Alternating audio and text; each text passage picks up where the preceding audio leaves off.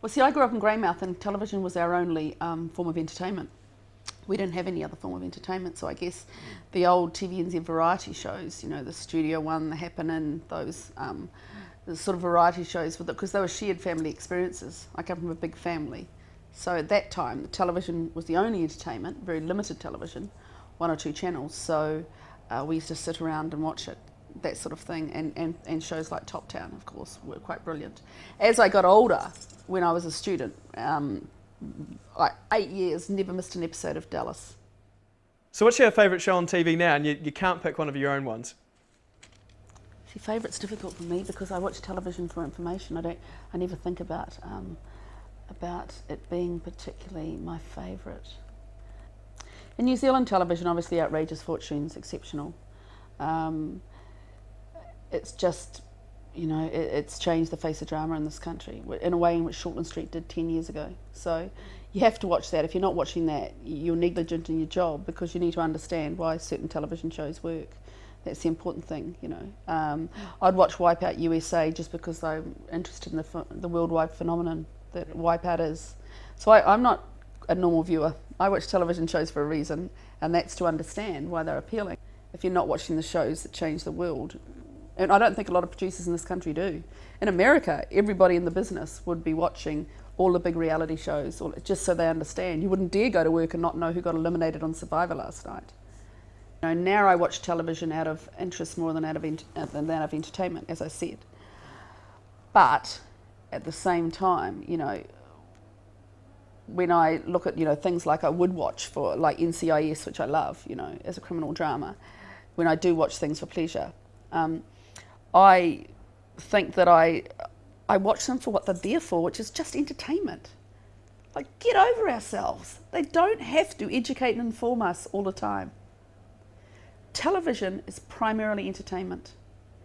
And it's primarily the entertainment of ordinary people. People who work in a factory don't need to come home and be preached to. It's primarily there to entertain. Where we get all stuffed up is where we believe it's primarily there to educate and inform. That's secondary. If it can do all three, it is brilliant. I guess, you know, my thing is to entertain first and inform second. And that's about the execution and packaging. It's like the reason we made Pioneer House. In order to make history sexy, we took a modern day family and put them back to live in that situation and recorded their conflicts and their dramas. That's about the execution.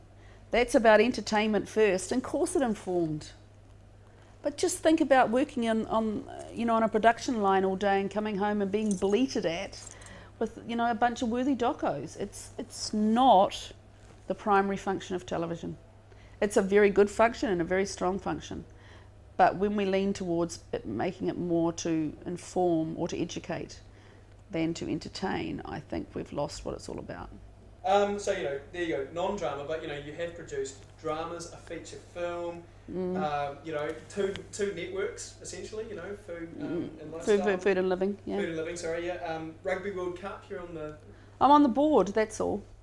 That's kind of cool. Well, no, I think that's about, you know, there might be, I hope they'll think that my past with having quite a good record of getting bums on seats might help there. Okay.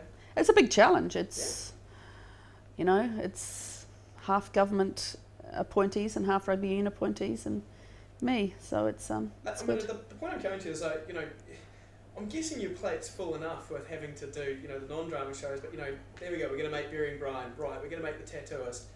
Look, you don't want to be the rugby board? Yeah, sure, why not?